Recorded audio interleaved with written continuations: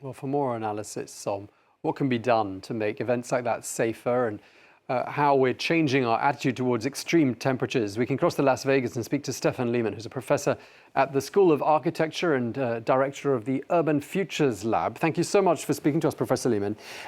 Clearly the whole world is heating up.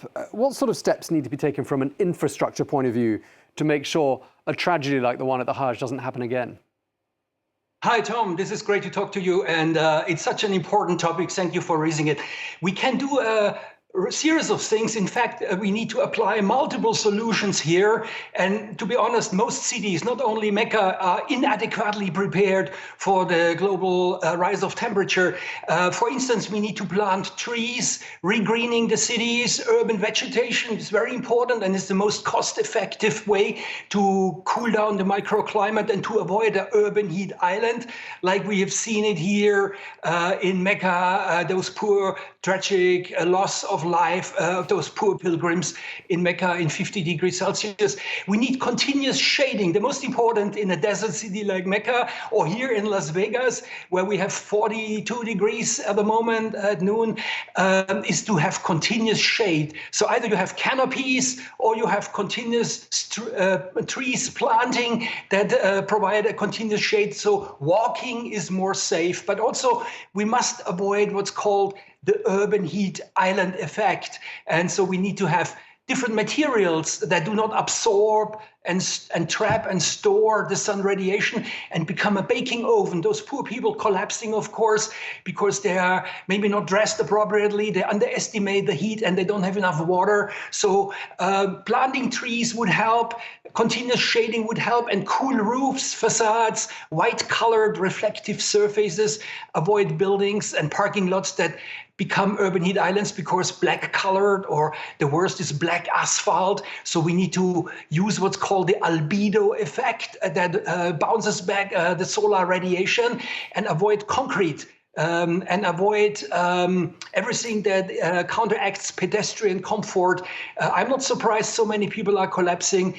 That's quite expectant, because the mortality rate in a heat wave goes up, not just double, but 4 to 5 times of what it is before and after the heat wave. And so these are heat-related mortalities that could have been avoided, I must say. And the urban heat island is a problem everywhere. Here, Las Vegas has already increased. It's the fastest warming city, but also Phoenix and Albuquerque, and even to some extent in Paris, you experience it in the summer, the urban heat island. Yeah, it's definitely getting hotter here as well. The desert is, of course, going to be the focus of some pretty major architectural projects, especially in Saudi Arabia. That does suggest, doesn't it, that we are, as a species, getting better at adapting to extreme heat conditions, and technology, of course, a very big part of that. Yes, air condition, of course, since the 1950s, made it more comfortable to live in desert cities. And in fact, desert cities, you're right, are some of the fastest growing cities in the world, not just Cairo, Karachi, Tehran, but also Vegas, Phoenix, Lima. These are all fast growing cities, and the heat is a silent, invisible killer, but it's also the air pollution that comes with the heat. There is a strong link between the heat wave and less air quality. It's a serious health concern. You will know that when you are in a desert city and you are in a heat wave, people get asthma problems, they have breathing problems, because the drop of air quality is significant, and the air pollution, like pollutants, ultrafine particles, are stagnating in the air like we have at the moment here. It's a heat dome. It's a high pressure system that traps and pushes the air down. And so the air doesn't clean itself anymore. There's no rain to clean the air, and the air quality is getting worse and worse. And so breathing is just becoming a problem, and people get heat strokes very easy. I see it all the time. We had tragic loss of life here already this year in the desert here in the Mojave Desert, where people completely underestimate the danger, and they think they can go hiking, and they're maybe dressed in black, and they have a tiny water bottle, and they go hiking and they realize they cannot make it back, and then they try to find some shade, and this is where they dehydrate and end up often getting a heat stroke, unfortunately. So that's very common in desert cities, but also more and more in other places. At the moment we see wildfires in Portugal, in California. We have heat waves in India. We have disappearing tourists in Greece. We have collapsing tourists on the Las Vegas Strip. And we have, of course, the Muslim pilgrims in Mecca at this very hot time in summer in 50 degrees. And many of them are perishing, unfortunately. It's tragic. It could have been avoided with a multiple solution strategy that I mentioned. Planting trees is the most cost effective.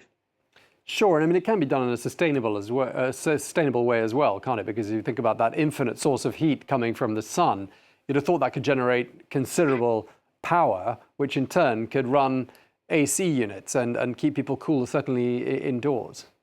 Absolutely, Tom, you're spot on here. And also, we need ideas of new products, new building products. It's a time for innovation, entrepreneurship, and companies creating new products that are more heat resilient.